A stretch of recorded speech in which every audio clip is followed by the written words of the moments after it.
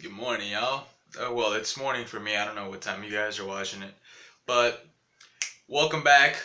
My name is Cho Guy Reacts. Today we're going to be reacting to another horror story animated. This time it's going to be by another one of my favorite YouTubers, Llama Arts. Does incredible animations and the stories are overall pretty good. I know that the guy narrating it is Mr. Nightmare.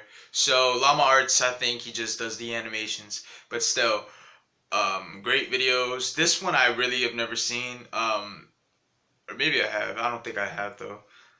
It's called Sleepover Horror Stories Animated. Again by Llama Arts.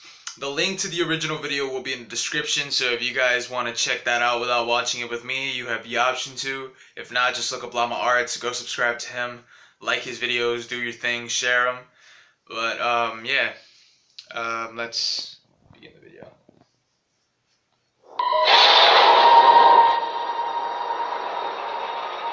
This happened when I was 15 years old. My best friend Anthony wanted me to come over for the night since his parents would be gone all weekend. I rode my bike over and put it in his backyard before letting myself in through his back door. We played basically every video game he had, from FIFA all the way to Call of Duty, with popcorn and other junk food spilled out all over the floor. As the night progressed, we moved from video games to watching half a movie and getting bored to doing prank calls at close to 10 o'clock. I love prank calls. Anthony made a few calls to different pizza places. When it was my turn, I just dialed a few random numbers in hopes to get someone at their house. On, say, my fourth attempt, I finally reached somebody. A guy with a deep and rough voice picked up, answering with a yeah instead of a hello. Anthony's laughing in the background made me stumble with my words mid-sentence, ultimately cracking up into laughter. I had never done a prank call, so I sucked at it. The guy on the other end was silent. I regained a straight face and tried to continue with the call. It went something like this. Sir, would it be alright if I borrowed one of the wheels from your car? What's your name, kid? My name is Bob. Really? You sure it's not Anthony? It hit me like a brick. I looked up at Anthony, whose face was noticeably full of fear. I hung up the phone, not wanting to be on the line with whoever that was for another second. Anthony, who the hell was that? I asked him. I don't know, he told me. Does your caller ID info display your name or something? No, it shows my dad's name. We hopped on the computer and did some research, trying to figure out how it was possible to get someone's name through their phone number. It didn't make sense how he could get Anthony's name so quickly. He was way too young at the time to be on any of those personal information sharing websites. We ended up asking a question on Yahoo Answers, since no one had a similar experience. The question turned up no answers. Damn. I suggested he call his dad, but he said he wasn't supposed to have anybody over for the weekend, so he didn't want to call. We planned on sleeping in the living room, so we just resumed watching the movie that we hadn't finished from earlier.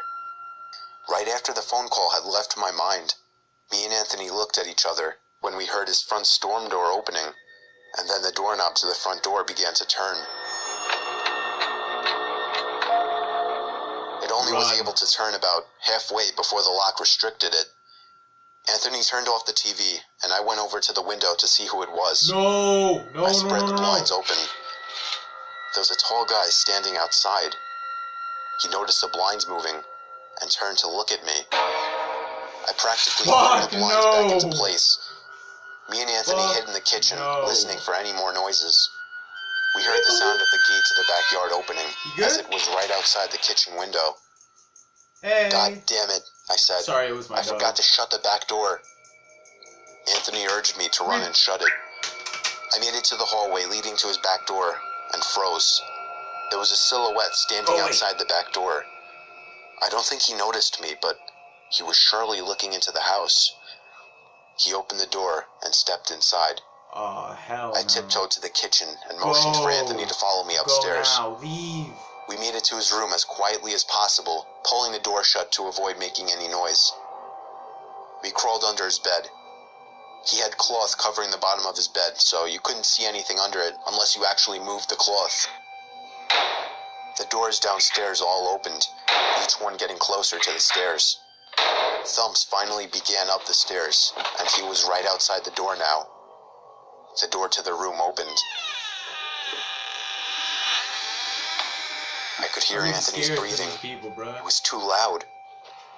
Footsteps moved over to the closet, and then the closet opened.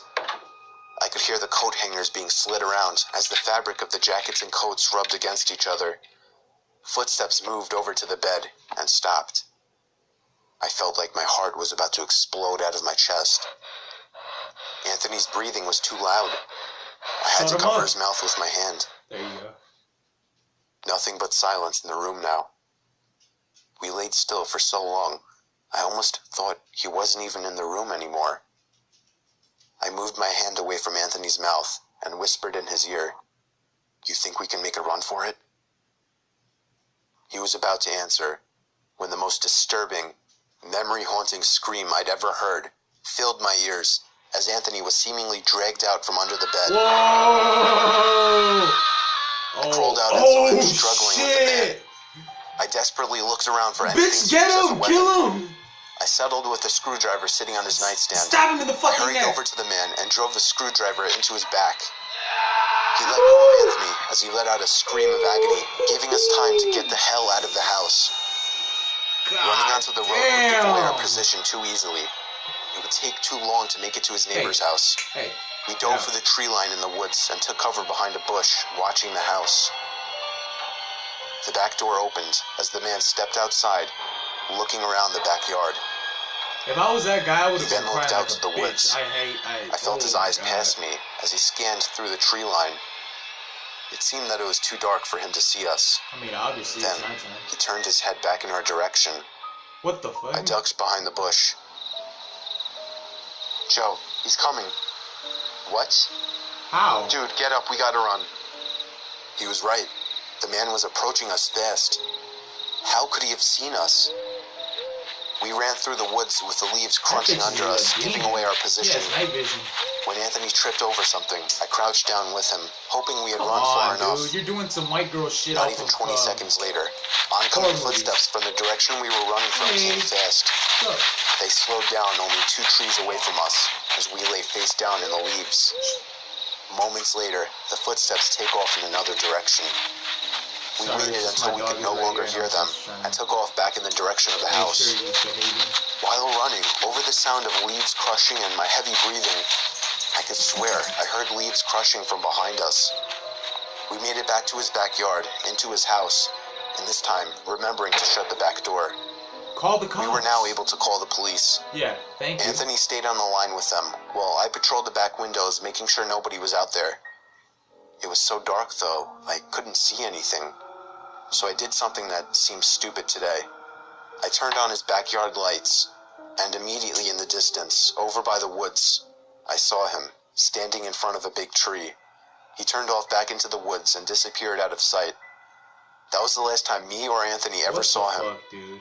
I would be lying if I told you we heard the occasional knocks at our windows or something cliche. No, that was it.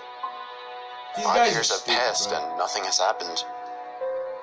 Do I wonder if it was somehow linked to the prank call? Maybe. Does it make sense? Not really. But yeah, this was the story of how me and my still best friend Anthony almost died during a break-in. Bless you. Is that it? Alright. Damn, that was a crazy ass story, bro. Break-ins are always so scary because you never know what's gonna happen. It's your house, but still, I mean, you kind of have an advantage to escape or whatever because you know your house. But then again, if you live in a small place or even a big area and you get separated, I don't know, it's just hard. I don't know what I'm fucking saying. But I've dealt with a break-in before. I'm not gonna go too much into it. I just know that he broke in through a window and he threatened me and my family. And we called the cops, and that was about it. I'm not going to go into too much detail. Hey! Get out. Get out. Sit. Sorry, my freaking dog is just right here, and it's... I don't know. He doesn't want to go back to sleep.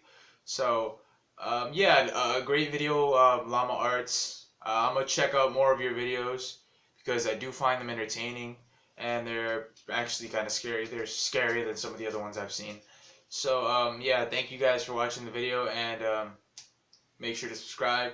Check out Llama Arts. Go subscribe to him, please. And yeah, see you later.